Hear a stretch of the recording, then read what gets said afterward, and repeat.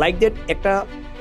Apartment কিনলেন কোনো একটা ব্রোকারের কাছ থেকে, তো অনেকেই কি করে যে ওই ব্রোকারটাকে হচ্ছে কিছু টাকা অ্যাডভান্স করার পরে বলে যে আমি হচ্ছে এই ফ্ল্যাটটা কিনবো, তুমি হচ্ছে মালিকের সাথে আমাকে মিটিং করে দাও, তুমি হচ্ছে মালিকের সাথে আমাকে বসাই দাও, তোমাকে আমি একটা কমিশন দিব। সে কি করে, একজন মালিককে নিয়ে এসে সে হচ্ছে মালিকের সাথে একটা মিটিং করিয়ে দেয়। মিটিং করিয়ে দেওয়ার পরে মালিক এমন একটা প্রাইস অফার করে ওনাকে যেটা হচ্ছে মার্কেট রিলেভেন্ট না, যে প্রাইসটা মার্কেট স্ট্যান্ডার্ড না। তখন ওই যে ক্রেতা উনি কি করে, মালিকের সাথে কথা বলে এক পেপারসগুলো নেয় এবং একটা অ্যাডভান্স করার পরে জাস্ট একটা কম্পিউটার দোকানে গিয়ে অথবা রেজিস্ট্রেশন কমপ্লেক্সের সামনে কিছু আপনার কম্পিউটার দোকান আছে এবং কিছু নকল নবিশ আছে, কিছু লোকজন বসে থাকে সেখানে জাস্ট ড্রাফটিংয়ের কাজ করে, তাদের কাছে গিয়ে কি করে একটা সেলস এগ্রিমেন্ট করে নেয়, জাস্ট কপি পেস্ট, নিজের এগুলো দিয়ে এগুলো সরিয়ে কপি পেস্ট করে নেয়। কিন্তু তারা কোনো প্রফেশনাল কনসালটেন্টকে তারা এই এগ্রিমেন্টের কোনো কপি দেখায় না এবং এটা এই লেনদেনের যে প্রক্রিয়াটা ঠিক আছে কিনা তারা ভেরিফাই করে।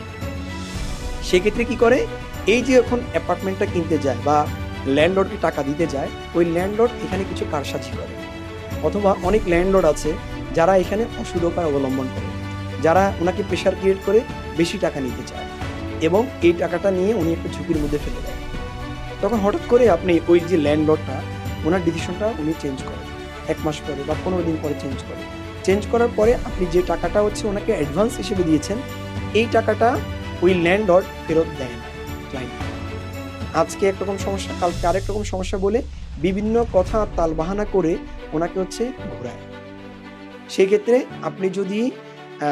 খুব প্রপার ওয়েতে আপনি যদি ওই ওনারের সাথে সেলস এগ্রিমেন্টটা না করেন, তাহলে কিন্তু আপনার এই টাকাটা একদম শেষ, এই টাকাটা প্রপারলি হচ্ছে আপনার জলে যাবে, আপনি এই টাকাটা আর উঠাতে পারবেন না। এটা ভেরি মাচ চ্যালেঞ্জিং আপনার জন্য। আর যদি আপনি কোনো রেজিস্টার্ড প্রফেশনাল এজেন্সি থেকে প্রপার্টি কেনেন, তাহলে তারা তাদের গুডউইল, তারা তাদের রেপুটেশন, তারা তাদের ব্র্যান্ডিং এবং তারা তাদের কাস্টমারের কাছে তাদের যে একটা যে এক্সেপ্টেশন, এগুলো অনেক কিছুর কথা চিন্তা করে তারা কখনো ক্লায়েন্টকে ঠকায় না। তারা যে সিস্টেম আছে এই সিস্টেমে তারা যদি আপনাকে প্রপার্টি বা অ্যাপার্টমেন্ট হ্যান্ডওভার না করতে পারে, ওনারা অবশ্যই বুকিং ফর্মের ক্লজ অনুযায়ী এবং রিয়েল এস্টেটের নিয়ম অনুযায়ী তারা আপনার বুকিং মানি অথবা আপনি যে অ্যাডভান্স বাবু যে টাকাটা দিয়েছে এটা তারা ফেরত প্রদান করতে বাধ্য।